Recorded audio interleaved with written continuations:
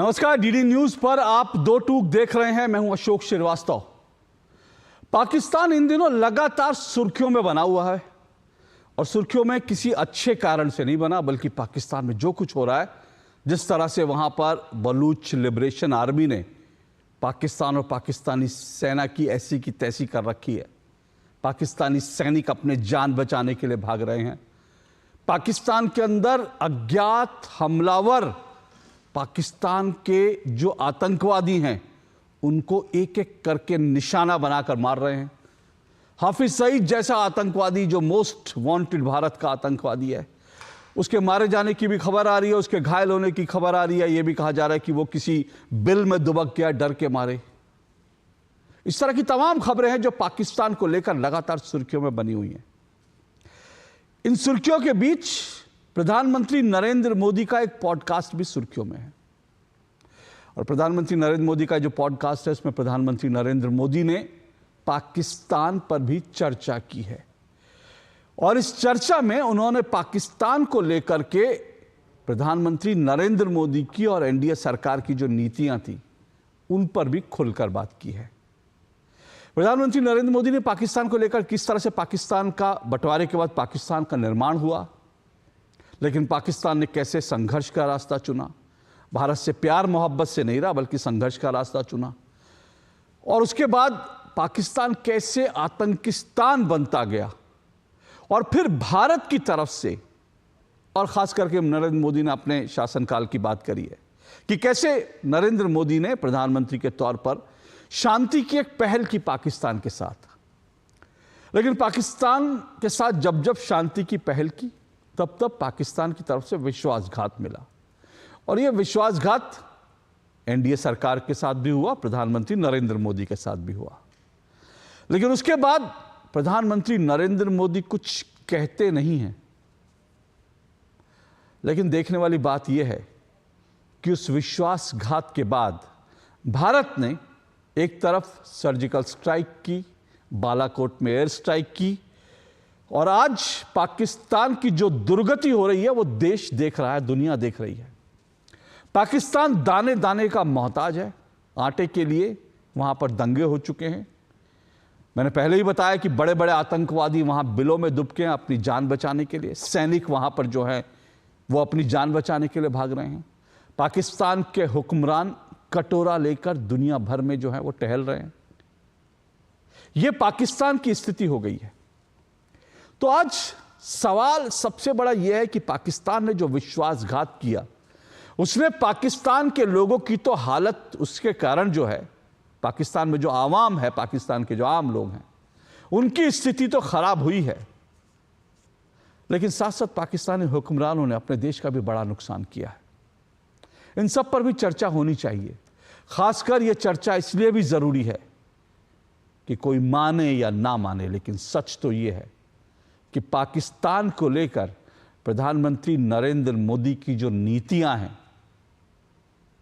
वो शायद अब तक जितने देश में प्रधानमंत्री हुए हैं उनमें सबसे श्रेष्ठ नीति अगर किसी की कह सकते हैं तो वो नरेंद्र मोदी की कह सकते हैं, प्रधानमंत्री नरेंद्र मोदी की कह सकते हैं।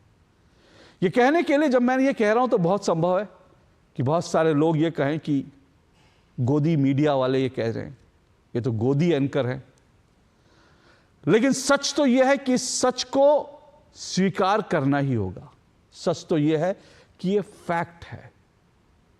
प्रधानमंत्री नरेंद्र मोदी ने इस पॉडकास्ट में जो खुलासे किया वो इंपॉर्टेंट इसलिए हैं क्योंकि एक तरफ प्रधानमंत्री नरेंद्र मोदी ने बताया कि किस तरह से उन्होंने शांति की पहल की थी, और जब पाकिस्तान ने विश्वासघात किया तो पाकिस्तान को क्या मिल रहा है ये दुनिया देख रही है।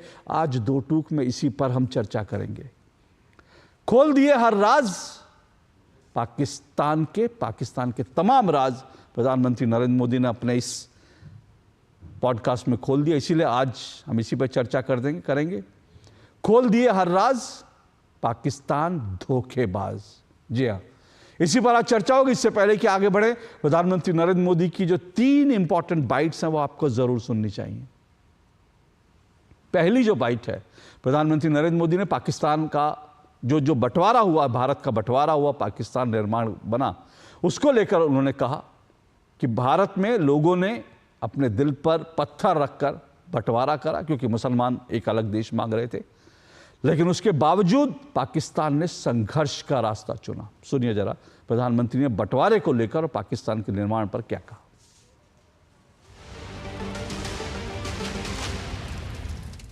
आजादी की लड़ाई सब लोग कंधे से कंधा मिलाकर के लड़ रहे थे और देश आजादी के लिए आजादी का जश्न मनाकर इंतजार कर रहा था। लेकिन उस समय जो भी नीति निर्धारक लोग थे उन्होंने भारत के विभाजन को स्वीकार किया और मुसलमानों को उनका अलग देश चाहिए तो भाई दे दो, ऐसा। और भारत के लोगों ने सीने पे पत्थर रख के बड़ी पीड़ा के साथ इसको भी मान लिया। लेकिन माना तो उसका परिणाम ही उसी समय ये आया कि लाखों लोग, कत्लेआम चला। पाकिस्तान से ट्रेनें भर भर करके लहूलुहान और लोग और लाशें आने लगी। बड़ा डरावना दृश्य था। उन्होंने अपना पाने के बाद उनको लगना चाहिए था कि चलो भाई हमें हमारा मिल गया, भारत को लोगों ने दे दिया है, भारत का धन्यवाद करें, हम सुख से जिए। उसके बजाय उन्होंने लगातार भारत से संघर्ष का रास्ता चुना।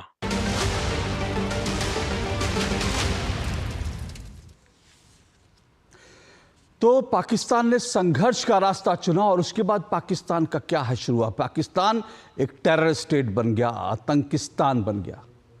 और प्रधानमंत्री नरेंद्र मोदी ने साफ तौर पर कहा ये कोई आइडियोलॉजी नहीं है, ये कोई आइडियोलॉजी नहीं है, प्रॉक्सी वॉर है जो पाकिस्तान कर रहा है।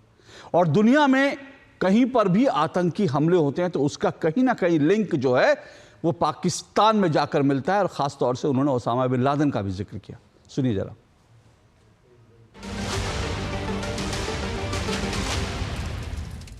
अब प्रॉक्सी वॉर चल रहा है। अब ये कोई आइडियोलॉजी नहीं है। आइडियोलॉजी ऐसी थोड़ी होती है, लोगों को मारो काटो, टेररिस्टों को एक्सपोर्ट करने का काम चल रहा है। और सिर्फ हमारे साथ ही नहीं, अब दुनिया में कहीं पर भी टेररिस्ट की घटना घटती है तो कहीं न कहीं सूत्र पाकिस्तान जाकर के अटकते हैं। अब देखिए 9/11 इतनी बड़ी घटना घटी अमेरिका में, उसका मेन जो सूत्रधार था ओसामा बिन लादेन, वो आखिर में कहाँ से मिला? पाकिस्तान में ही शरण लेके बैठा था।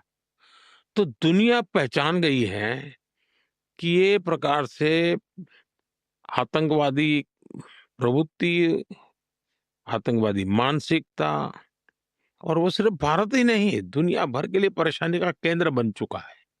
और हम लगातार उनको कहते रहे हैं कि इस रास्ते से किसका भला होगा? आप आतंकवाद के रास्ते को छोड़ दीजिए। ये स्टेट स्पॉन्सर्ड टेररिज्म जो है वो बंद होना चाहिए। नॉन स्टेट एक्टरों के हाथ में सब छोड़ दिया है, क्या होगा फायदा? और इसकी शांति के प्रयासों के लिए मैं खुद लाहौर चला गया था। मेरे प्रधानमंत्री बनने के बाद मैंने मेरे शपथ समारोह में पाकिस्तान को स्पेशली इनवाइट किया था ताकि एक शुभ शुरुआत हो। लेकिन हर बार हर अच्छे प्रयासों का परिणाम नकारात्मक निकला।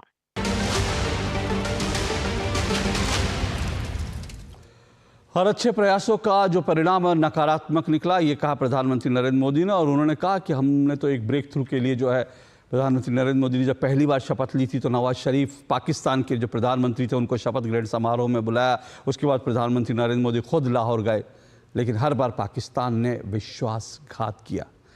दिलचस्प बात यह भी है कि प्रधानमंत्री नरेंद्र मोदी ने यह बात कही कि पाकिस्तान की आवाम भी ये सब कुछ पसंद नहीं करती है, लेकिन पाकिस्तान के हुक्मरान क्या कर रहे हैं उसको लेकर उन्होंने बड़े खुलासे किए। सुनिए जरा।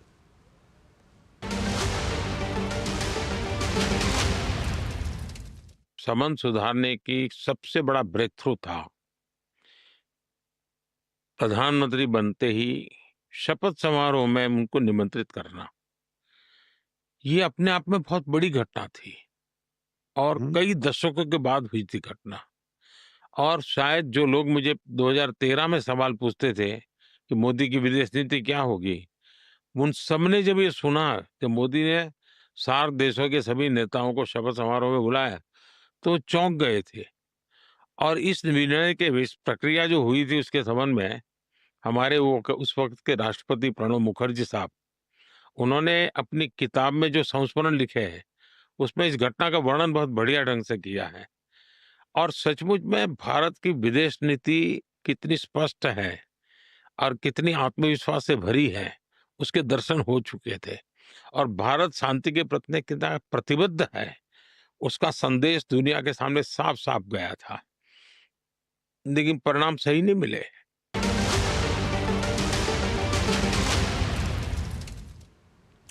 तो जब प्रधानमंत्री नरेंद्र मोदी ने नवाज शरीफ को शपथ ग्रहण समारोह में बुलाया था साल 2014 में, तब भी नरेंद्र मोदी की विदेश नीति को लेकर सवाल उठे थे। और उसके बाद जब वो लाहौर गए बिना निमंत्रण के, तब भी उनकी विदेश नीति को लेकर विरोधियों ने सवाल उठाए। लेकिन सच तो यह है कि प्रधानमंत्री नरेंद्र मोदी ने ऐसा करके पाकिस्तान को दुनिया के सामने बेनकाब किया। और उसी का परिणाम है कि आज चाहे कश्मीर हो या आतंकवाद हो, पाकिस्तान के पक्ष में दुनिया का कोई मुल्क खड़ा नहीं होता।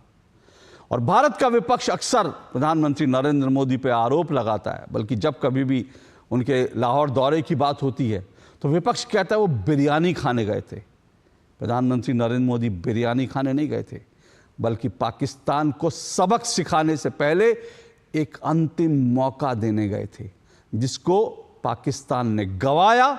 और आज पाकिस्तान का क्या हश्र है वो हम सब देख रहे हैं। इसीलिए मैं कहता हूं कि पाकिस्तान हुआ हर मोर्चे पर फेल, नरेंद्र मोदी ने आखिर क्या किया खेल। दो टूक में आज इसी में चर्चा करेंगे। मेरे साथ चार मेहमान जुड़ चुके हैं। आइए चारों मेहमानों का परिचय करवा देता हूं। मेरे साथ आज जो है चार मेहमान, मेरे साथ आरपी सिंह जी जुड़े हैं, बीजेपी के राष्ट्रीय प्रवक्ता हैं आरपी सिंह जी। मेरे साथ दूसरे मेहमान तहसीन पूनावाला हैं, राजनीतिक विश्लेषक हैं तहसीन पूनावाला जी। मेरे साथ जो है इसके अलावा प्रेम कुमार जी जुड़े हुए हैं, वरिष्ठ पत्रकार हैं प्रेम कुमार जी, राजनीतिक विश्लेषक हैं। करण वर्मा मेरे साथ जुड़े हुए हैं स्टूडियो में, लेखक हैं, राजनीतिक विश्लेषक है। चारों मेहमानों का बहुत बहुत शुक्रिया और स्वागत। तहसीन पूनावाला जी, आपसे मैं शुरुआत करता हूँ। आई एम श्योर आपने पॉडकास्ट ज़रूर सुना होगा। प्रधानमंत्री नरेंद्र मोदी ने पाकिस्तान पर जो कुछ कहा वो भी सुना होगा, और मैं आपके ट्वीट भी देख रहा था। पाकिस्तान के इस वक्त जो हालत है उसको लेकर आप भी जो है कुछ कुछ लिख रहे थे, कुछ कुछ ट्वीट कर रहे थे। पाकिस्तान में जिस तरह से अज्ञात हमलावर जो हैं वो अपना काम कर रहे हैं, और दूसरी तरफ बलूच लिबरेशन आर्मी ने, अभी तो खबर ये भी आई है कि पाकिस्तान की सेना के कई लोगों ने सेना छोड़ने की पेशकश की है कि भैया हम सेना छोड़ना चाहते हैं, हम लड़ना नहीं चाहते, क्योंकि उनको आज जान के लाले पड़े हैं। अगर मैं ये कहूं कि नरेंद्र मोदी की पाकिस्तान की जो नीति है वो अब तक तमाम प्रधानमंत्रियों में सर्वश्रेष्ठ हुई है, शायद लाल बहादुर शास्त्री के बाद, तो शायद मैं गलत नहीं होऊंगा। थैंक यू अशोक जी, आपके शो में मुझे शिरकत करने का मौका मिला, तो इसलिए मैं आपका धन्यवाद देता हूं। लेकिन दो या तीन चीज, सभी प्रधानमंत्री जितने भी भारत के प्रधानमंत्री रहे, उन्होंने हमेशा भारत को फर्स्ट रखा है। मुझे ये नहीं लगता कि कोई भी प्रधानमंत्री ने कोई ऐसा कार्य किया होगा जो भारत के हित में ना हो। हाइंडसाइट हमेशा 2020 होता है, लेकिन इंदिरा गांधी जी ने तो पाकिस्तान के दो टुकड़े किए, ये सबसे पहली बात है। ठीक है। दूसरी बात जो आप कह रहे हैं कि पाकिस्तान की जो सेना है, कई ऐसे अफसर है जो सेना छोड़ना चाहते, कई ऐसे जवान है जो छोड़ना चाहते, बिल्कुल वो छोड़ना चाहिए, क्योंकि कारगिल से लेकर आज तक सेना का उनका एक इतिहास रहा है कि वो अपने लोगों को एक्नॉलेज नहीं करते। अभी भी जो बलोच के जो आजादी की जंग लड़ रहे हैं, बलूचिस्तान की जो फ्रीडम फाइटर्स अभी जंग लड़ रहे हैं, तो उनको फ्रीडम फाइटर्स ही कहूंगा। तो जब उन्होंने वहां की सेना को उन्होंने मारा, तो सेना अगर कबूल ही नहीं कर रही कि हमारे लोगों ने शहादत दी है उनके मुल्क के लिए, ये तो उनके मुल्क के लिए उन्होंने शहादत दी है, अगर वो सेना कबूल ही नहीं करेगी, और कारगिल में भी यही कहा कि उन्होंने अपने सेनाओं को कबूल नहीं किया, उनके जो हमारे भारतीय सैनिकों ने जो उनके सैनिकों को मार गिराया था, उनके बॉडीज ही उन्होंने फिर कबूल नहीं किए। वो तो भारत की वीर सेना है जिन्होंने फिर उनको रिस्पेक्ट दिया, उनको दफनाया, उनको वापस लौटा दिया, तब तक वो कबूल भी नहीं कर रहे थे। तो ये एक अनप्रोफेशनल एटीट्यूड है एक प्रोफेशनल आर्मी से, और वो एक्सपेक्टेड नहीं है। तो अगर आपकी आर्मी आपको कबूल नहीं करेगी तो कौन ऐसी सेना में जाना चाहेगा। ये दो बात हुई। तीसरी बात यह है, और मैंने आपके शो में कहा था, बहुत वायरल हो गया, मान लो सीए जैसा कानून पाकिस्तान निकालता है और वो पाकिस्तान में कहता है कि जितने भी भारतीय मुसलमान हैं जो पीड़ित है भारत में, वो क्या पाकिस्तान आना चाहते, एक भी मुसलमान पाकिस्तान नहीं जाएगा। और अगर भारत सीए में मुसलमानों को इंक्लूड कर देगा तो जितने भी पाकिस्तान के मुसलमान हैं सारे अधिकतर सारे वापस भारत आ जाएंगे। ये फर्क है दोनों मुल्कों के अंदर, there is no doubt about it. Bharat IT export करता है, पाकिस्तान टेरर एक्सपोर्ट करता है, भारत योगा एक्सपोर्ट करता है, पाकिस्तान हाफिज सईद को एक्सपोर्ट करता है। ये फर्क है दोनों मुल्क के अंदर, और ये मुल्क, और इसमें नेहरू जी से लेकर मोदी जी तो सबको क्रेडिट देना पड़ेगा जो भारत आज तक लोकतांत्रिक मुल्क रहा है। लेकिन एक जो मैं चीज कहना चाहता हूं मोदी जी से, उनकी पाकिस्तान की जो नीति उससे मैं बहुत ज्यादा खुश हूं, लेकिन कहीं ना कहीं हमें अलर्ट रहना होगा कि पाकिस्तान डाइवर्जनरी टैक्टिक्स करने के लिए हमेशा हमेशा तैयार रहता है, तो उस पर अलर्ट रहना चाहिए। भारत की वेस्टर्न बॉर्डर जो पाकिस्तान के साथ बॉर्डर है वो सबसे ज्यादा इस वक्त शांत है, नो डाउट अबाउट इट, लेकिन पाकिस्तान पे कभी भी आप भरोसा नहीं कर सकते। मैं मोदी जी की इस बात से बिल्कुल इत्तेफाक रखता हूं कि वहां की जो आवाम है वो शांति चाहती होगी, लेकिन उनके आवाम में से कई लोग हैं जो रेडिकल हैं, उन पर भी हम भरोसा नहीं कर सकते। अमन की आशा या ऐसा कोई ड्रामा करने की जरूरत नहीं है। पाकिस्तान क्योंकि एक न्यूक्लियर पावर है, उनसे ट्रैक टू पर बातचीत करें, मिलिट्री टू मिलिट्री बातचीत करें, ट्रैक टू डिप्लोमैट्स बातचीत करें, उससे ज्यादा उनके साथ बातचीत करने की कोई जरूरत नहीं। पाकिस्तान टूटे, पाकिस्तान प्रगति करे, पाकिस्तान एक रहे, पाकिस्तान खत्म हो जाए, भारत को उससे कोई मतलब नहीं होना चाहिए। मुझे पाकिस्तान से कोई मतलब नहीं। पाकिस्तान जितना सेल्फ डिस्ट्रक्ट करता है हमारे ताले में, मैं तो ये दुआ करता हूं कि इमरान खान वहां का वजीर आजम बन जाए और मजा आए। तो दुआ करता हूं कि और मुल्क तबाह हो जाए। मुझे पाकिस्तान से कोई मतलब नहीं। जाहिर सी बात है, और पाकिस्तान से भारत के लोगों को मतलब इतना ही होना चाहिए कि वो आतंकिस्तान ना बने, और वो जो कर रहा है वो भुगत रहा है। लेकिन मैं ज़रूर ये कहना चाहूँगा, इसमें कोई दो राय नहीं कि सावधान सतर्क रहना पड़ेगा, इसमें कोई दो राय नहीं।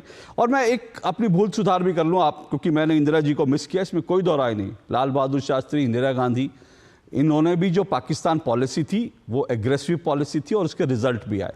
लेकिन उसके बाद मैं, हालांकि अटल बिहारी वाजपेयी जी ने भी बड़ी कोशिश की थी, लेकिन उनका जो टर्म था उसमें उनको भी धोखे मिले, पाकिस्तान से रिजल्ट नहीं मिला। वो तो लाहौर बस लेकर गए थे, लेकिन उसके बाद पाकिस्तान ने क्या दिया हम सब ने देखा।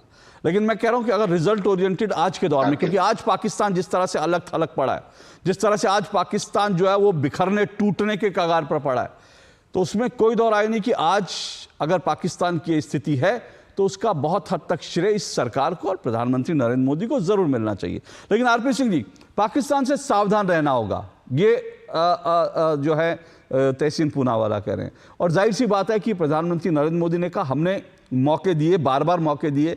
और मैं इसलिए बार बार जिक्र कर रहा हूं क्योंकि मैं बार बार इस बात को कहता हूं, मेरी डिबेट में जब कभी भी चर्चा चलती है प्रधानमंत्री नरेंद्र मोदी की लाहौर यात्रा की, तब विपक्ष ये कहता है कि वो बिन बुलाए बिरयानी खाने गए, बिन बुलाए बिरयानी खाने गए।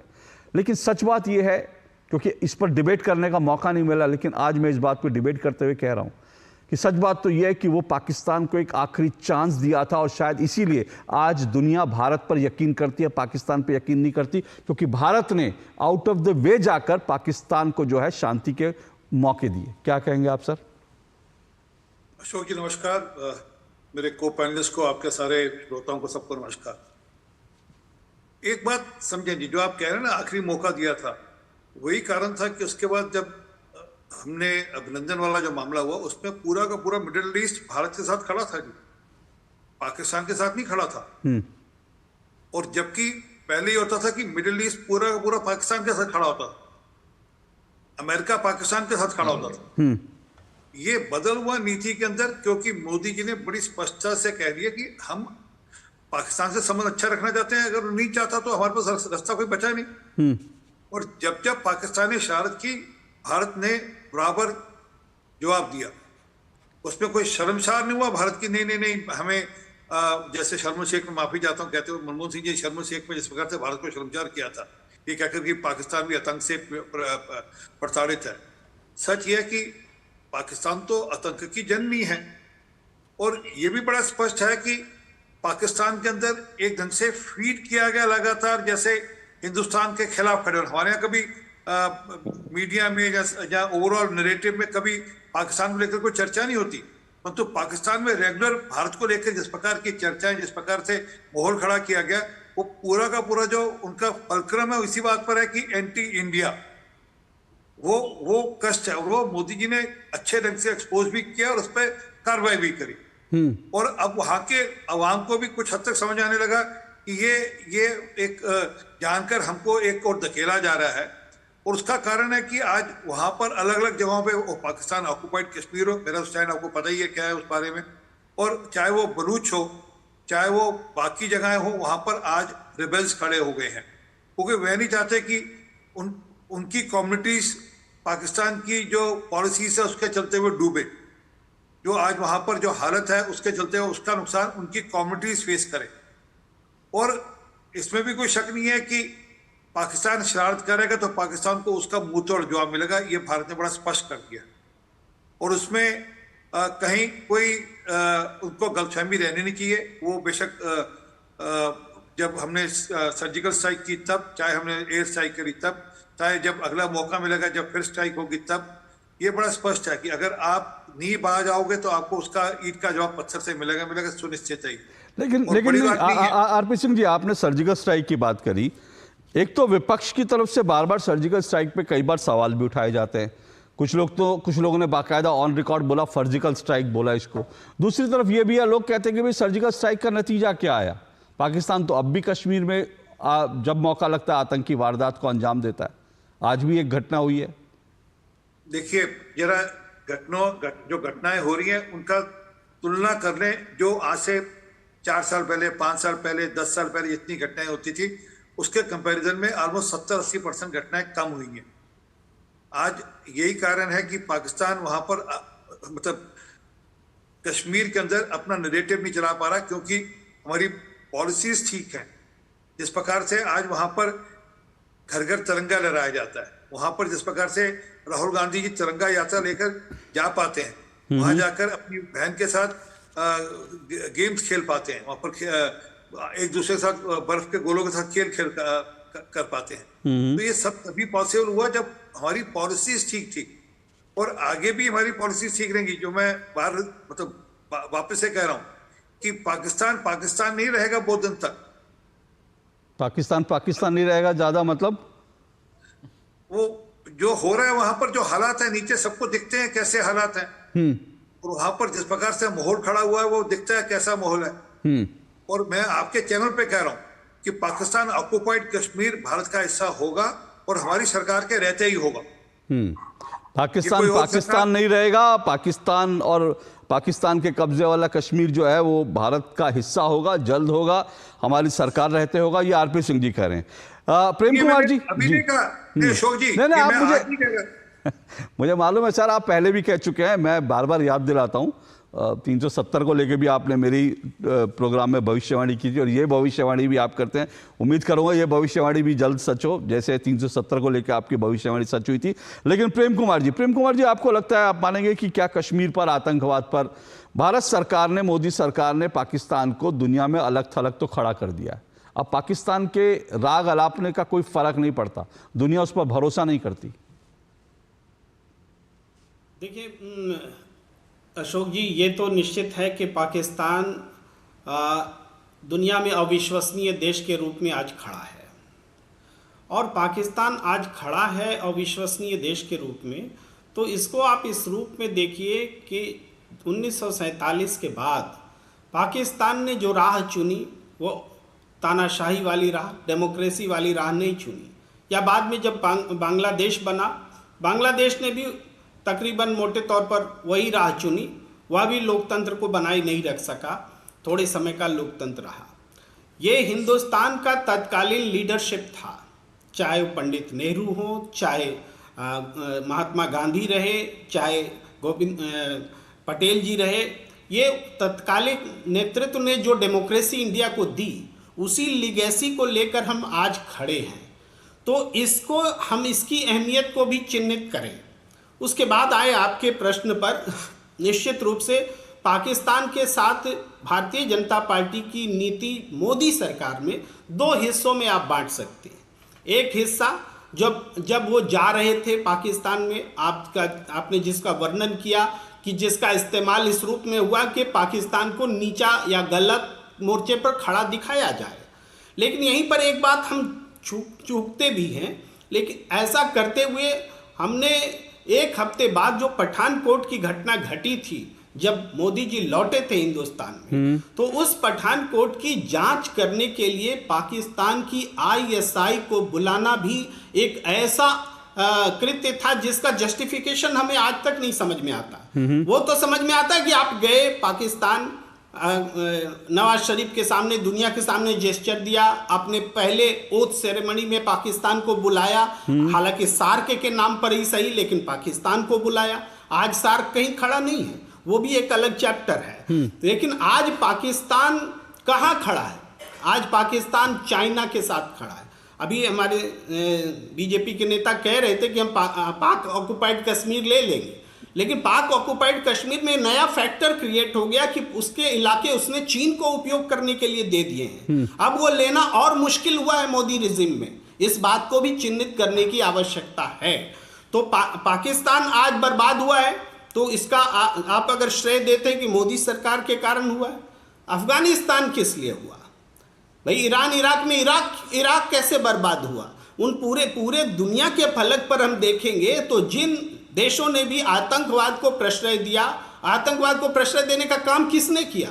सब जगह अमेरिका के पैसे से ही आतंकवाद फल फूल रहा था। तब अमेरिका हमारे खिलाफ हुआ करता था अंतर्राष्ट्रीय स्थिति में। आज अमेरिका के साथ हम खड़े हो जाते हैं आमतौर पर, और चूंकि चाइना का प्रोटेक्शन पाकिस्तान को मिला हुआ है, आप देखिए बांग्लादेश में तख्ता पलट हो जाता है, हमारे कान में भनक तक नहीं लगती है।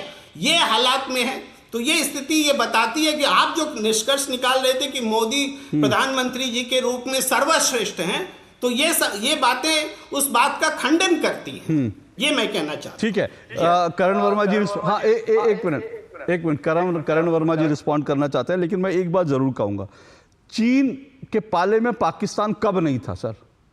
जब 1962 की वॉर हुई, उसके बाद से जो है चीन और पाकिस्तान दोनों मिलकर ही तो कर रहे हैं। पाकिस्तान ने कश्मीर का हिस्सा चीन को कब दिया था? वो क्या मोदी सरकार आने पे दिया था? वो तो इतिहास है, वो कौन बताएगा? और 1962 में फिर कह रहा हूँ, 1962 से जो है किस तरह से चीन और पाकिस्तान एक है, उसमें मोदी सरकार बेचारी क्या करेगी? वो तो उसका एक लंबा इतिहास है। लेकिन करण वर्मा जी आप रिस्पॉन्ड कीजिए, फिर मैं आईएसआई के सवाल पर भी आऊंगा जो प्रेम जी ने उठाया। अशोक जी, एक बात बार बार कही गई, हमारे मित्र तहसीन जी ने भी कही और अभी प्रेम कुमार जी ने भी, कि भाई ये तो पहले से चलता आ रहा था। तो ये जरा बड़ा जरूरी हो जाता है अशोक जी जानना कि अब हमारी पाकिस्तान नीति क्या है और पहले क्या थी। हमें याद आते हैं वो दिन जब यह तक कहा गया था कि 26/11 जिसपे पाकिस्तान शामिल था, उसको बोल दिया गया था कि यह आरएसएस की साजिश है, और इसमें कांग्रेस के नेता शिरकत कर रहे थे उस बुक के लॉन्च पे। आपको याद होगा ये बात, दिग्विजय सिंह जी वहां पर थे। हमें याद आता है समझौता विलास पे किस तरह से पाकिस्तान के लोगों को क्लीन चिट देते हुए कहा गया था ये हिंदू आतंकवाद है, हिंदू आतंकवाद की थ्योरी गढ़ी गई थी। शर्मल शेख की बात करी अभी आरपी सिंह साहब ने, शर्मल शेख पे वो क्या भूला जा सकता है? क्या मनमोहन सिंह जी ने वहां पे घटना करी, और 26/11 का हमला हो जाता है और हमारा most favoured nation status Pakistan को मिला रहता है। आप मतलब कल्पना भी कर सकते हैं इस बात की। आज अगर पाकिस्तान सोच भी ले इस तरह का करने का, तो उसको सर्जिकल स्ट्राइक मिलती है बदले में। तब मिलता था मोस्ट फेवर्ड नेशन स्टेटस।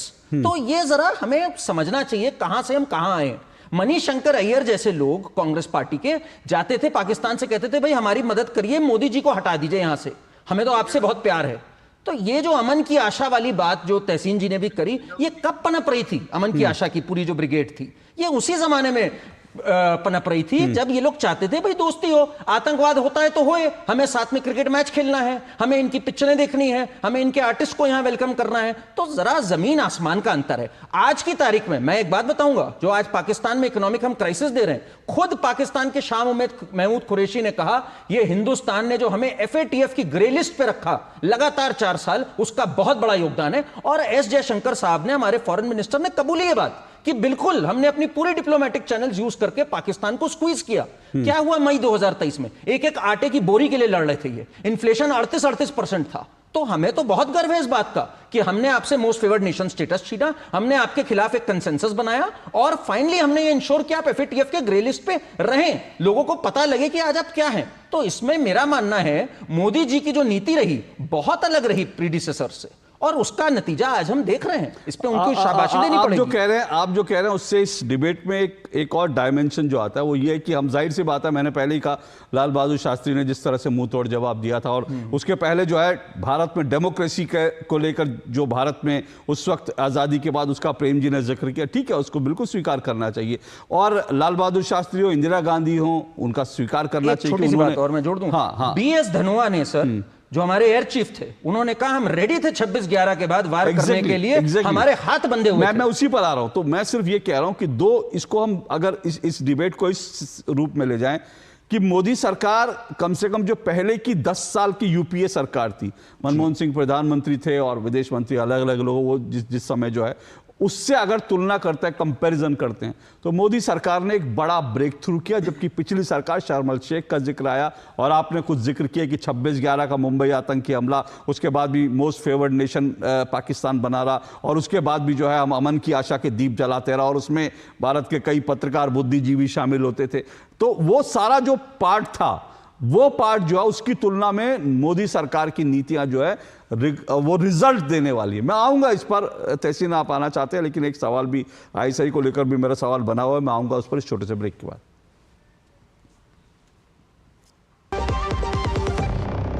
तुमने नौकरी छोड़ दी, अब आगे क्या प्लान है? Full time mutual fund distribution. बेटा,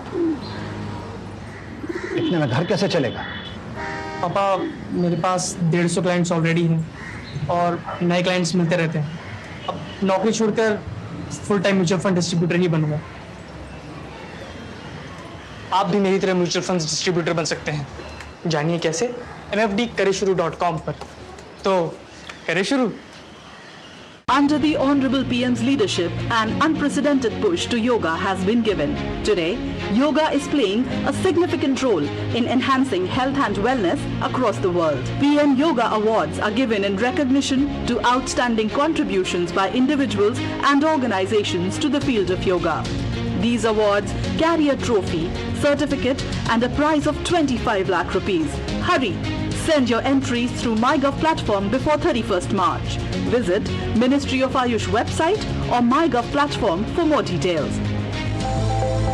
जब धरती चीर कर निकलता है लोहे का पत्थर और मिलता है मोंगिया के जोश से, फिर तपता है, पिघलता है और बनता है फौलाद।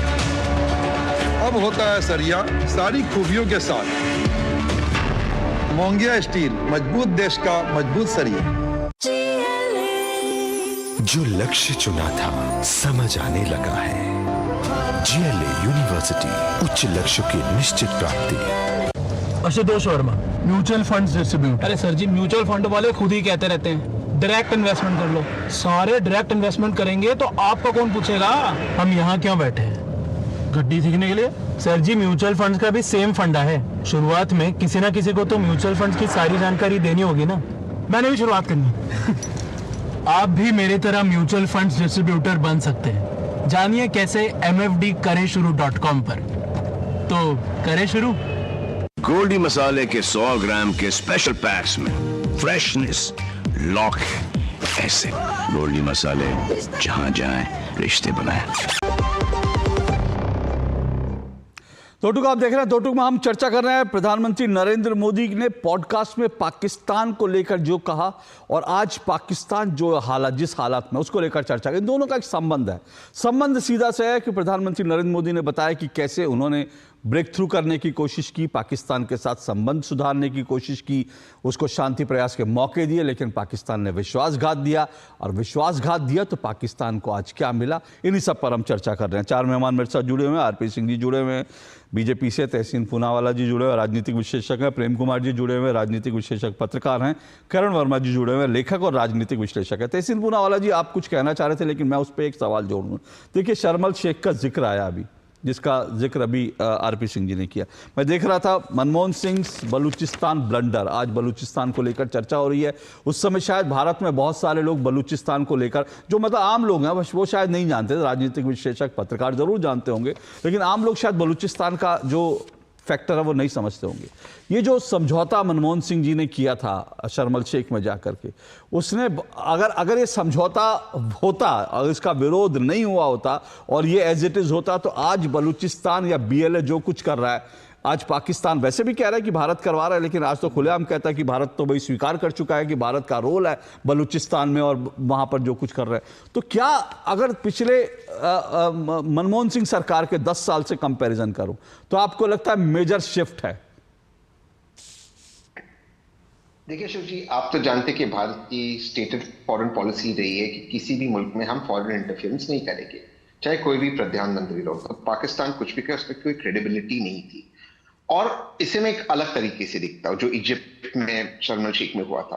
वो प्रधानमंत्री मनमोहन सिंह जी ने कहा था, देखिए आप अक्यूज कर रहे हो, आप कर लीजिए जांच, कुछ है ही नहीं हमारे पास छुपाने के लिए। लेकिन क्योंकि उस पर एक ऑब्जेक्शन हुआ, उस ड्राफ्ट के ऊपर ऑब्जेक्शन हुआ, यही तो डेमोक्रेसी और लोकतंत्र है कि उन्होंने कहा ठीक है हम एक क्लॉज को निकाल देते। बट भारत के पास वाकई छुपाने के लिए कुछ नहीं, इसलिए आज तक पाकिस्तान ने भारत पे कुछ भी पिन नहीं कर पाया कि भारत ने कहीं पर कोई आतंकवादी घटना की है। इनफैक्ट इसका और एक अगर थोड़ा सा एक्सटेंशन को आगे ले जाए, जो अभी प्रधानमंत्री ने कनाडा के जो बाहर गए जस्टिन ट्रूडो, उन्होंने तो भारत पे एक्यूजेशन डाला था, उनकी खुद की सरकार ने इन्वेस्टिगेट करते कहा कैसे कुछ सच था नहीं। तो भारत की स्टेटेड पॉलिसी नहीं, लेकिन मुझे याद आता है तहसीन जी, जब जस्टिन ट्रूडो ने भारत पर आरोप लगाया और जो है रिश्ते खराब हुए, तो भारत में बैठे लोग, बहुत सारे लोग जो है कह रहे थे कि भैया जस्टिन ट्रूडो देखो कैसे भारत पर आरोप लगाया है और जस्टिन ट्रूडो 1 नरेंद्र मोदी 0, ऐसे भी कहने वाले लोग थे कि ट्रूडो ने देखो बाजी मार ली। ट्रूडो ने, इसी देश में बहुत सारे पत्रकार ऐसा कह रहे थे सर, मैं तो कई आर्टिकल पढ़े, जस्टिन ट्रूडो ने बड़ा कमाल कर दिया, उसने जो है भारत को जो है आंखें दिखा दी, उसको लेकर भारत में उसकी प्रशंसा करने वाले लोग भी थे सर। हाँ, ये एक दुर्भाग्यपूर्ण बात है कि लोग जो है वो अपनी सरकार पे नहीं, अपने देश पे नहीं, अपने एजेंडे पे भरोसा रखते थे। लेकिन डेमोक्रेसी में ये चीजें चलती, जो महत्वपूर्ण, सरकारों पत्रकारों से थोड़ी ना सरकार चलती। उन्होंने कुछ कहा, वो उनकी मर्जी, उनको कहने दीजिए, उससे कोई फर्क नहीं पड़ता। आज तो सच दुनिया के सामने आ गया बाहर कि एक्चुअली भारत ने ऐसी कोई घटना की नहीं थी और कोई चीज में इन्वॉल्व नहीं थी। मुझे लगता है महत्वपूर्ण चीज 2 या 3 है जिस पर वर्तमान सरकार से सवाल पूछना चाहिए। सबसे पहली बात, आज वर्तमान में बांग्लादेश में कत्लेआम चल रहा है हमारे हिंदू भाई बहनों का, वहां पे एक एनजीओ देश को चला रहा है। मैं लगातार आपके शो पे आता हूं, मैं आज भी पूछ रहा हूं बांग्लादेश में प्लान बी क्या है, जबकि खुद राष्ट्रपति ट्रंप ने कहा है बांग्लादेश प्रधानमंत्री मोदी जी संभालेंगे। तो क्या कर रहे प्रधानमंत्री मोदी जी? एक इंदिरा जी थी, उन्होंने पाकिस्तान को 2 टुकड़ों में कर दिया। यहाँ पर प्लान बी क्या है? सीरिया के अंदर जहां पर भारत के इन्वेस्टमेंट है, जिस मुल्क के साथ भारत के ऐतिहासिक संबंध है, वहां पे कत्लेआम चल रहा है। भारत का प्लान बी क्या है? तो कहीं ना कहीं इन चीजों पे सरकार को जवाब देनी होगी। इसके अलावा जो मेन चीज है, 2 चीजों पे मैं, क्योंकि फॉरेन पॉलिसी पे बात कर रहा हूं, मैं फॉरेन पॉलिसी पे अगर बोलूं, मैं आज भी कहता हूं पाकिस्तान से लेके जो नीति है, चाहे वो एयर स्ट्राइक्स थी, चाहे वो सर्जिकल स्ट्राइक्स थी, उससे मैं साधुवाद देता हूं। आज जो आतंकवादी की घटना कम हुए कश्मीर के अंदर, उस पर मैं सरकार को साधुवाद देता हूं। लेकिन इसके बाद जो पीओके के अंदर प्रोटेस्ट चल रहे, हम पीओके को कैसे भारत का हिस्सा करेंगे जब वहां पे इस वक्त चीन है, वहां पे वो सड़क बना रहा है, वहां पर पोर्ट बना रहा है, वो पोर्ट भारत की जमीन पे बना रहा है, इस पर बातचीत ही नहीं हो रही, इस पर सरकार मौन रखी हुई। ये सवाल पूछना जरूरी है। जो इसके पहले सवाल पूछा था वो बहुत जरूरी है। आईएसआई को भारत में लाना, मुझे लगता है ये सबसे बड़ा गुनाह है। आरपी सिंह जी रिस्पॉन्ड कीजिए दोनों सवाल। आईएसआई कैसे आ सकती है हमारी धरती पे? जो आतंकवाद करते, ये तो वही हो गया कि आपने डेविड हेडली को ही बुला लेते 26/11 के इन्वेस्टिगेशन करने को, कसब के परिवार को ही बुला लेते investigation. Okay, RP Singh ji respond कीजिए, दोनों सवालों पर रिस्पॉन्ड कीजिए, बांग्लादेश को लेकर और आईएसआई को भारत बुलाने को लेकर। जी, आईएसआई को नहीं, मतलब उनकी जो एजेंसी उसको बुलाया गया। ये नहीं कि हमने कोई आईएसआई को कहा भी अपने लोग भेजिए, और वो कैमरा के उसमें थे। ये नहीं कि कोई छुपे छुपे कुछ कर रहे थे, कोई अंदर खाते कोई मीटिंग जरूरी थी, सब कुछ ओपन इन पब्लिक था ताकि पाकिस्तान उससे एक्सपोज हो सके। और पाकिस्तान उसके बाद एक्सपोज हुआ, पाकिस्तान उसके बाद एक्सपोज हुआ, दुनिया में एक्सपोज हुआ। एक मिनट, मैं प्लीज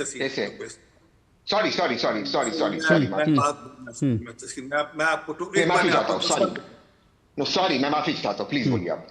पाकिस्तान उसमें एक्सपोज हुआ। दूसरी बात, अभी वो धनोल उस समय फली मेजर थे, अगर मुझे ठीक याद है, जो एयर चीफ थे, उन्होंने रिक्वेस्ट करी मनमोहन सिंह जी से कि हमें छूट दे दीजिए, और उनका काम में हरे हाथ बांधे हुए थे। हम 26/11 के बाद हमको छूट मिल जाती तो हम अटैक करते। फनी मेजर साहब की ऑन रिकॉर्ड स्टेटमेंट है, मैंने खुद टीवी चैनल पे अपने कान से सुनी। पर जो मूल बात समझे, एक जो शिफ्ट है पॉलिसी में वो है कि पाकिस्तान को दुनिया में आइसोलेट करना, दुनिया भर में आइसोलेट करना। पाकिस्तान के जो जितने मित्र देश थे उनमें भी पाकिस्तान को, मित्र देश मतलब जो मिडिल ईस्ट के जो मित्र देश थे उनमें भी पाकिस्तान आइसोलेट हुआ। दो, और तीसरा, जब जरूरत पड़नी पाकिस्तान को मतलब ठोक कर जवाब देना।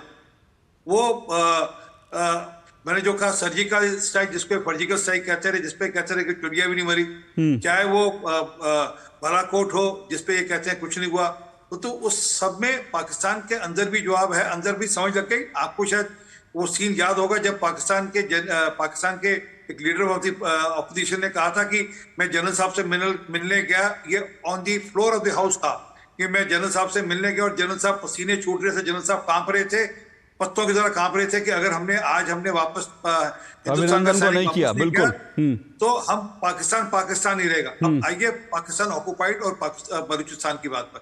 प्रधानमंत्री जी तो पहले प्रधानमंत्री जिन्होंने 2016 के अंदर लाल किले के परचीर से कहा कि प्रांगण से कहा कि हाँ पाकिस्तान ये हमारे कंसर्न है, हमारे इंटरेस्ट है, बलूचिस्तान और पाकिस्तान ऑक्युपाइड कश्मीर हमारे इंटरेस्ट है।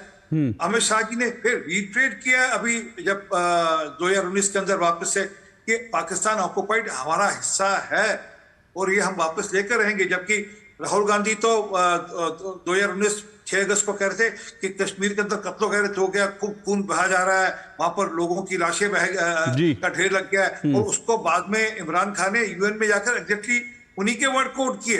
और ये एक बार नहीं, मैं आपको ऐसे और कई सारे इंसान सुना दूंगा यहाँ पाकिस्तान और यहाँ की जो अपोजिशन पार्टी है उनकी भाषा एक होती है, एग्जैक्टली वही बात बोलते हैं। और यही नहीं कि सिर्फ पाकिस्तान, भारत में भी जो अलगाववाद की सोच रखते हैं उनकी भाषा भी, ये जो खालिस्तानी वहां पर है पंजाब के अंदर जो आजकल डिब्रूगढ़ जेल में है, वो भी यही कहता था कि India is the union of states, exactly. और उसने राहुल गांधी को कोट कर कहा। तो वो एक सोच की बात है। इंदिरा गांधी जी की सोच अलग थी, इंदिरा गांधी जी की सोच अलग थी और बाद में आकर वो सोच बदली है। सर इंदिरा गांधी तो इंदिरा जी तो वीर सावरकर को वीर सपूत मानती थी, आज कांग्रेस मानती नहीं है। तो इंदिरा जी की सोच पे आज कांग्रेस कितना है वो अपने आप में बड़ा सवाल है जो आप कह रहे हैं कि इंदिरा जी की सोच। लेकिन मैंने कहा इंदिरा जी की सोच रहे, लेकिन जो इस वक्त की जो सोच है या जो मनमोहन सिंह सरकार, देखिए तहसीन एक बात आपने जो सवाल उठाया, एक बात प्लान बी प्रधानमंत्री नरेंद्र मोदी किसी पॉडकास्ट में नहीं बताएंगे बांग्लादेश को लेकर सरकार का प्लान बी क्या है, प्लान ए क्या है, वो किसी पॉडकास्ट में नहीं बताएंगे, किसी टेलीविजन डिबेट में बीजेपी का प्रवक्ता नहीं बताएगा। लेकिन ये आप भी स्वीकार करेंगे कि और आज बांग्लादेश जो है जिस तरह की चीजें हो रही थी, आज वहां पे आ रहा हूं करण जी, बांग्लादेश की इस वक्त जो अंदरूनी स्थिति क्या है, वहां पर यह चर्चा चल रहे हैं कि शेख हसीना की वापसी कब हो सकती है। वहां यह चर्चा चल रहा है कि मोहम्मद यूनुस के खिलाफ जो स्टूडेंट्स मोहम्मद यूनुस के साथ खड़े थे आज वो उनके खिलाफ खड़े हैं। तो बांग्लादेश में परिवर्तन धीरे धीरे दिख रहा है और ये बात शायद आप लोग मेरे से बहुत सारे लोग सहमत ना हो, लेकिन ये सच है कि उस वक्त आईएसआई हर आतंकी हमले में आईएसआई का हाथ होता था और आईएसआई उससे डिनाई करता था।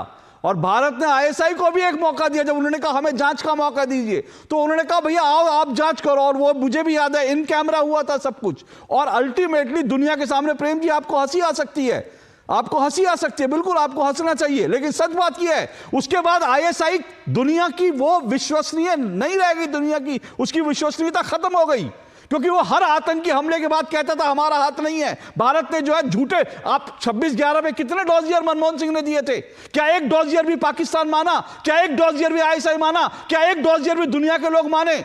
बल्कि सच बात है कि आप लोगों ने क्या कहा, कांग्रेस ने क्या कहा कि आतंकवादी हमला आरएसएस ने कराया, ये भूल सकते हैं क्या हम? उससे बदलाव आया ना। आज आईएसआई की क्या स्थिति है दुनिया देख रही है। करण वर्मा रिस्पॉन्ड कीजिए। मैं एक छोटी सी बात जोड़ दूं, अगर कसाब पकड़ा ना जाता तो ये सारा रोग मर जाते आरएसएस वो तो सर वो तो सच है, वो उसमें कोई दो राय नहीं। कसाब अगर पकड़ा ना जाता तो हिंदू आतंकवाद की थ्योरी जो है वो बन चुकी होती। जी बोलिए अशोक जी। मैं जरा एक बहुत बड़ा फर्क और बताना चाह रहा हूं, जो कांग्रेस का टाइम था और अब से है अगर, और अभी तक है वो सोच कांग्रेस की। आपको याद होगा जब आर्टिकल 370 हटाया गया, अधीर रंजन चौधरी ने पार्लियामेंट में खड़े होकर क्या कहा था? उसने कहा था क्या जम्मू एंड कश्मीर हमारा इंटरनल मैटर है? जिसपे अमित शाह जी ने बहुत उसमें आकर कहा था, अरे क्या बात कर रहे हैं, इंटरनल मैटर कैसे नहीं, हम जान तक दे सकते हैं इसके लिए। तब ऐसी स्टेटमेंट बोलना अधीर रंजन चौधरी का कि क्या ये हमारा इंटरनल मैटर है। और तहसीन भी बात कर रहे थे शर्मल शेख की। शर्मल शेख में आपको पता है क्या लिखा था अशोक जी? दो बातें बहुत आपत्तिजनक थी उसमें। एक था कि बलूचिस्तान को कंपेयर किया गया था जो पाकिस्तान कर रहा है कश्मीर में, और दूसरी लिखी थी we are ready to discuss all outstanding issues. इससे साफ मतलब था आउटस्टैंडिंग इश्यूज मतलब जम्मू एंड कश्मीर की हम बात करेंगे। आज ये स्थिति है, और आज भी अधीर रंजन चौधरी बोल रहे हैं कि क्या ये इंटरनल मैटर है हमारा। आज स्थिति ये सवाल ही नहीं पैदा होता, हम बात करेंगे जो आप हड़प करके बैठे हुए ऑक्यूपाइड कश्मीर, हम उसकी बात करेंगे। कश्मीर की तो बात करने का मतलब ही नहीं उठता, और आज हिम्मत भी नहीं रह गई इनकी बात करने की। तो ये बहुत बड़ा जंप आया है तब से लेके। एक मिनट आ रहा है, एक करके एक छोटी सी एक जानकारी जल्दी से। आपको भी पता है कि वहां पर अब चाइना का कैसा स्टेट और चाइना की वहां पर क्या स्थिति है पाकिस्तान ऑक्युपाइड कश्मीर के अंदर, वो आज से 5 साल पहले वाली या 6 साल पहले स्थिति नहीं है आज वहां। हाँ, आज बीएलए के लोग चीन के लोगों को खदेड़ रहे हैं, और आज बड़ी इंटरेस्टिंग खबर आई है। ये पाकिस्तान और चीन का जो मेल है ये कब तक चलेगा, कैसे चलेगा, हम नहीं जानते, लेकिन आज तो बड़ी इंटरेस्टिंग खबर आई है कि जो चीन ने अपने जो कॉल सेंटर पाकिस्तान में शुरू कर रखे हैं, आज उनमें पाकिस्तानी घुस घुस कर लूट रहे हैं। उनका कंप्यूटर, उनके जो है हार्ड डिस्क, उनके बिस्तरे, उनके तकिए, क्या क्या उठा के पाकिस्तानी ले गए। तो ये सब चीजें पाकिस्तान में हो रही है। लेकिन तहसीन जी मौका दूंगा और प्रेम जी आऊंगा इस छोटे से ब्रेक के बाद।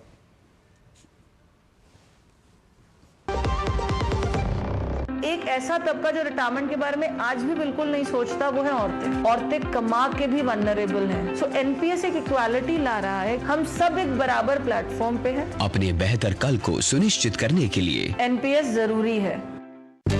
हमारा डेजर्ट आ गया पर हमारी चैंपियन नहीं आई अब तक। बिल भरने के पहले तो आएगी ना। सुगंध, क्या हो रहा है? बिल हो रहा है। चल अपना कार्ड दे। पिन दे। आरबीआई कहता है अपना पिन, ओटीपी, सीवीवी या इंटरनेट बैंकिंग पासवर्ड किसी को ना दे। ऑनलाइन बैंकिंग सिर्फ अपने ही कंप्यूटर, मोबाइल और सिक्योर नेटवर्क से करें। हाँ, ये खाने की चैंपियनशिप थी क्या? आरबीआई कहता है जानकार बनिए, सतर्क रहिए। वाह, गाय तुम्हारी माता है ना? तो पशुहार के नाम पर जहर क्यों खिलाता है? अनसंड हटा, दिल से खिला, सिर्फ कपिला, देश का नंबर 1 पशु आहार। नमस्ते मास्टर जी। अरे करुण, तुम शहर से कब वापस आए?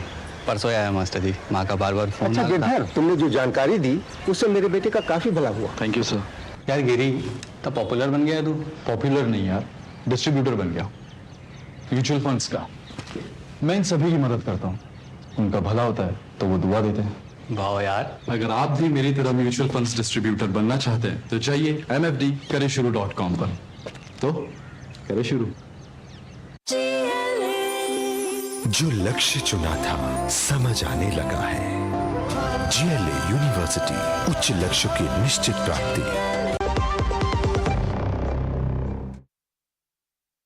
हम चर्चा कर रहे हैं पाकिस्तान को लेकर। प्रधानमंत्री नरेंद्र मोदी ने जो पॉडकास्ट में जो कुछ कहा, किस तरह से हर बार शांति का एक मौका दिया लेकिन पाकिस्तान से विश्वासघात मिला, लेकिन उसके बाद किया, उन्हीं सब पे चर्चा कर रहे हैं। 4 मेहमान मेरे साथ जुड़े हैं। जल्दी से तहसीन पूनावाला जी रिस्पॉन्ड कीजिए, फिर मैं प्रेम जी के पास जाऊंगा। दो चीज जिस चीज से मैं इत्तेफाक रखता हूँ, जो बालाकोट में एयर स्ट्राइक्स हुआ, मैं तो मानता हूँ उससे पाकिस्तान के कई आतंकवादी जो वहां पर छुपे हुए थे वो मरे, लेकिन मैं एक सेकंड के लिए हम ये भी मान ले कि कोई नहीं मरा, एक सेकंड के लिए। तब भी हमने सुपीरियर एयर पावर दिखाया कि हम उनके देश में घुसते, उनके रेडार से छुप के हमने वहां पे बॉम्ब ब्लास्ट किए। दूसरी चीज हमने वहां पर बम फेंके। दूसरी चीज हमने मिग से उनके F-16 को गिराया और F-16 को एक्सपोज किया हमने अमेरिका के सामने, जो उस पे दिए गए थे पाकिस्तान को कि भारत के खिलाफ इसका इस्तेमाल नहीं हुआ। इसके बाद F-16 का अपग्रेड नहीं हुआ, तो मिग से हमने गिराया था उनके F-16 को। शायद मिग 29 था, तो कोई भी नहीं था, मिग से हमने गिराया। तो आई थिंक वो क्रेडिबल चीज है और वो हमने सुपीरियर एयर पावर दिखाया। तो कभी कभी देशों को ये चीज करनी जरूरी है। नहीं, लेकिन यहाँ करण जी ने सवाल ये उठाया, जब BS Dhanoa air chief marshal कह रहे थे कि भारत तैयार है 26/11 के बाद, तब क्यों नहीं हमने दिखाया? हमारी वायुसेना की ताकत तो तब भी थी। वो तो हम नहीं कह सकते ना कि मोदी सरकार ने राफेल से पहले तो भारत की वायुसेना, अब राफेल आया वो अलग बात है, लेकिन भारत की वायुसेना तो तब भी ताकतवर थी, पाकिस्तान में घुस के कर सकती थी। 2000 पाकिस्तान का इंटरनेशनल आइसोलेशन 2008 के बाद शुरू हुआ, जो आज मोदी जी की सरकार में पूरी तरह से पाकिस्तान आइसोलेट हो गया, FATF के ग्रे लिस्ट में आया, वो उसका आइसोलेशन 2008 के बाद शुरू हुआ। 2008 में कौन सी घटना के बाद, कौन सी घटना के बाद आप मानते हैं? 26/11 और उसी 26/11 को जो है RSS की साजिश बताने की कोशिश हुई थी। सोचिए कि क्या क्या चीजें हुई है इस देश में। मैं आपकी बात से बिल्कुल अग्री करता हूं, लेकिन अशोक जी आप भी मेरी बात से अग्री करेंगे, जिस व्यक्ति ने ये काम किया जो देशद्रोह का काम था, जो मैं बड़े जिम्मेदारी से अपने शब्दों का प्रयोग कर रहा हूं, जो ये देशद्रोह का काम था, उसमें से एक व्यक्ति आज भाजपा का मेंबर है और वहां भाजपा के टिकट पे 2024 में चुनाव लड़ा, कृपाशंकर सिंह। ठीक है, अब आप बताइए, बिल्कुल वो बीजेपी, वो बिल्कुल मैं सही बात में मानता हूं, एकदम वो सवाल बीजेपी से बिल्कुल होना चाहिए, कि बीजेपी ने ऐसे व्यक्ति को क्यों लिया, ऐसे व्यक्ति को टिकट क्यों दिया। हालांकि जनता ने उस व्यक्ति को उसकी हैसियत भी दिखा दी, लेकिन सवाल यह है कि दिग्विजय सिंह तो आज भी उसी कांग्रेस में है, और मैं बार बार कोट कर चुका हूं उस पत्रकार को जिसने वो किताब लिखी थी। उस पत्रकार ने मुझसे स्वयं कहा था कि मुझे सरकार की ओर से जो कुछ दस्तावेज, जो कुछ जानकारी दी गई, उसके आधार पर मैंने ये किताब लिखी। और आप सोचिए कि आतंकी हमला होते ही 10-15 दिन के अंदर उस पत्रकार को जो है भारत की सरकार ने, मनमोहन सिंह सरकार ने सारी जानकारी दे दी, ये तो RSS की साजिश थी, और उसके बाद उस पत्रकार ने किताब लिख डाली कि RSS की साजिश है। ये सवाल ठीक है, आप उसके लिए सवाल कीजिए जो बीजेपी में गया, जिसको बीजेपी ने टिकट दी, लेकिन सवाल है कि उस साजिश को रच कौन रहा था? उस वक्त की मनमोहन सिंह सरकार ने सीधा सारी साजिश रची। ये बात ये इस पत्रकार ने स्वीकार किया। बोलिए प्रेम कुमार जी। देखिए एक लाइन, सॉरी प्रेम जी, एक ही लाइन, मुंबई पुलिस और तुकाराम ओमले जी ने कसाब को पकड़ा, और क्योंकि वो ट्रायल दुनिया के सामने फ्री ऑफ फेयर ट्रायल हुआ, पाकिस्तान एक्सपोज हुआ। अगर ये नहीं होता, जो बीजेपी का एजेंडा था, तो फिर वहां पर क्या होता? एक्सपोज करने में मनमोहन सिंह जी की सरकार थी, जिन्होंने बताया कि पाकिस्तान इसके पीछे थे, जिन्होंने आप कह रहे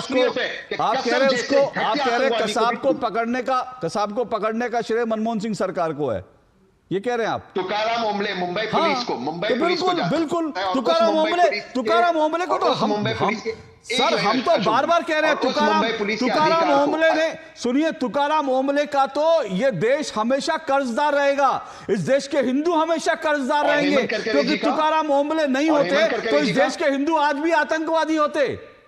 इस देश के हिंदुओं का आतंकवादी करार दिया गया था। और हेमंत करकरे जी, हाँ बोलिए, हाँ वो सब है, बिल्कुल वो सब है, जो सब लोग थे, सबको बीजेपी की, और उनको बीजेपी के मेंबर ऑफ पार्लियामेंट ने कहा मैंने उनको श्राप दिया, जो हाँ तो जिसने कहा उसने बिल्कुल बेहूदी टिप्पणी की थी। लेकिन मैं फिर कह रहा हूं ना, वो मेंबर ऑफ पार्लियामेंट जो थी, उसको बीजेपी ने टिकट नहीं दिया दोबारा। लेकिन दिग्विजय सिंह, जिन्होंने RSS की साजिश को लेकर किताब का वो किया, वो आज भी कांग्रेस के बड़े नेता हैं, वो आज भी राहुल गांधी के करीबी नेता हैं, वो आज भी कांग्रेस के राज्यसभा में हैं। तो ये दोनों का कंपैरिजन तो देखिए ना आप। नहीं, लेकिन अशोक भाई इसमें एक चीज है, मैं लास्ट लाइन जोड़ूंगा, वो मेंबर ऑफ पार्लियामेंट आज भी टेरर अक्यूज्ड है, आज भी पे टेरर चार्जेस। ठीक है, टेरर मैं क्या कह रहा हूं, वो टेरर एक्यूज्ड है नहीं है, ये तो फैसला हो जाएगा ना, ये तो कोर्ट में फैसला हो जाएगा ना, ये तो कोर्ट में फैसला हो जाएगा ना। लेकिन हिंदू आतंकवाद की थ्योरी बोगस थी, लेकिन लेकिन हिंदू आतंकवाद की थ्योरी बोगस थी, वो तो साफ हो चुका है ना, हिंदू आतंकवाद। और फिर से कह रहा हूं मैं, कह रहा हूं, दिग्विजय सिंह आज कहां है देख लीजिए ना, और जिनकी आप बात कर रहे हैं वो सांसद आज कहां है, दोनों का कंपैरिजन कर लीजिए। प्रेम जी बोलिए। देखिए, आप लोग जिस बात पर ये तू मैं वाली बहस हो रही है, इससे नतीजा नहीं निकलेगा।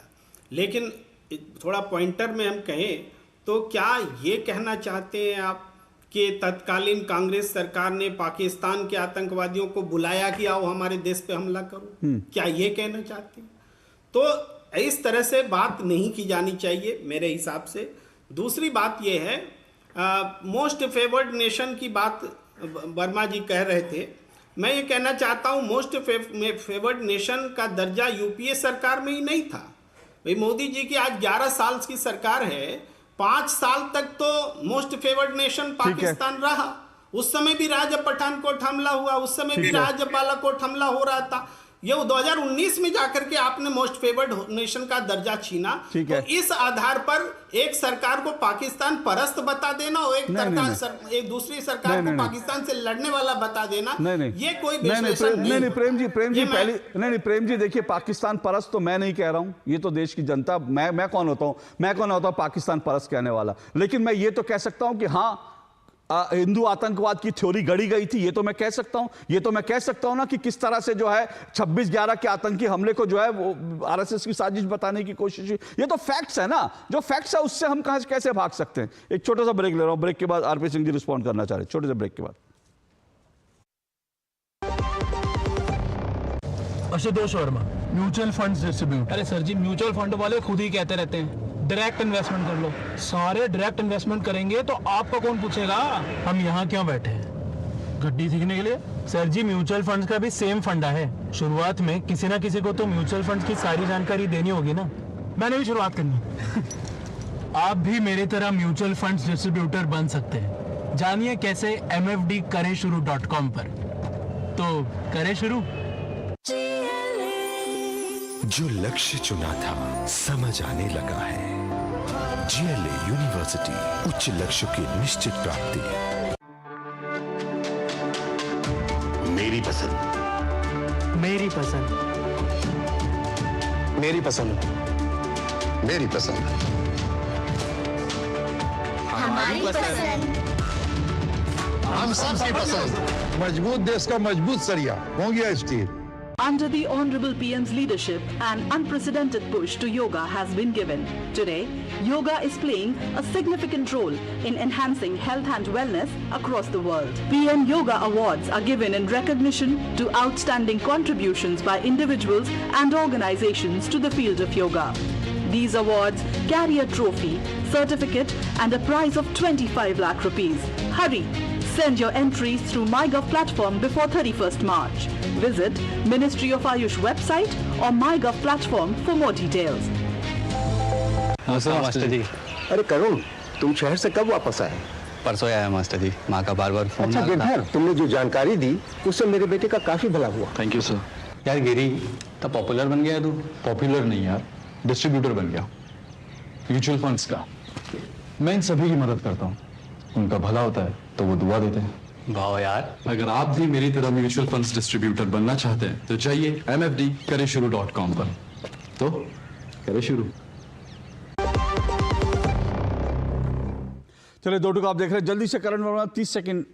अगर ऐसा कुछ हुआ तो उसके लिए पाकिस्तान परस्त थोड़ी कहा जा सकता है कांग्रेस को? नहीं, मैं तो पाकिस्तान परस्त कहूंगा अशोक जी, मुझे इसमें कोई हिचक नहीं है। जहां आरवीएस मनी जी खुद अपनी किताब में लिखते हैं inside working of the home ministry में कैसे हिंदू टेरर का नैरेटिव गढ़ा गया, जहां समझौता ब्लास्ट में पाकिस्तान को, लश्कर तैयबा को क्लीन चिट देके हिंदू टेरर को आगे किया गया, जहां आज भी मणिशंकर अय्यर पाकिस्तान जाते हैं और जहां अधीर रंजन चौधरी आज भी पार्लियामेंट में खड़े होकर कहते हैं जम्मू कश्मीर हमारा इंटरनल मैटर नहीं है, तो मैं तो कहूंगा कांग्रेस पार्टी पाकिस्तान परस्त रही है। और यहां पर एक हमें चेंज दिखा है जो करंट डिस्पेंसेशन में दिखा है, उसी की जरूरत है। मेरे पास समय बिल्कुल नहीं। आरपी सिंह जी, सिर्फ 30 सेकंड, आखिरी कमेंट आपका। मुझे बस छोटी सी 3 टिप्पणियां करनी है। एक, मनमोहन सिंह जी का शर्म शेख का जो करारनामा था पढ़ लेनी थी, उस पर पाकिस्तान को ही कह रहे थे कि वो बेचारा देश है, आतंकवाद से प्रताड़ित है, ये उनके उसमें। दूसरा, हम लोग बार बार कहते हैं श्रीमती इंदिरा गांधी ने बांग्लादेश बिल्कुल बनाया, बांग्लादेश बनाया, उनको सैल्यूट है, परंतु उसके साथ जो बड़ा अच्छा मौका था कि हम पाकिस्तान ऑक्युपाइड कश्मीर का मसला भी हल कर लेते। 99,000 से ज्यादा अधिक सैनिक हमारे पास थे, वो सरेंडर कर चुके थे, हमारे पास पूरा मौका था। और उस समय इंदिरा गांधी का अच्छा मौका था, देश का अच्छा मौका। तीसरी बात, वो यहाँ पर जो क्या नाम उसका, जो मनमोहन सिंह जी के साथ जो खीर खाने आ गया और उसको स्वागत किया रेड कारपेट देकर। ओके, उसने तो यासीन मलिक उसने एडमिट किया था, मैंने एयरफोर्स के अफसर को मारा है। ओके। उसके जो आदमी एडमिट कर चुका था कि मैंने एयरफोर्स के अफसर को मारा है, उसको आप रेड कारपेट देकर खीर खिला रहे थे। ओके ओके, चलिए मेरे पास समय इतना ही है। बहुत बहुत शुक्रिया सभी मेहमानों का। देखिए, प्रधानमंत्री नरेंद्र मोदी ने जो कुछ कहा वो इंटरेस्टिंग है, उसको जरूर सुना जाना चाहिए। और इसमें कोई दो राय नहीं कि पाकिस्तान ने जब भारत के साथ विश्वासघात किया, नरेंद्र मोदी सरकार से विश्वासघात किया, तो आज उसका हश्र क्या हो रहा है ये दुनिया देख रही है। बहरहाल आज के लिए इतना ही, कल आपसे मुलाकात होगी। नमस्कार।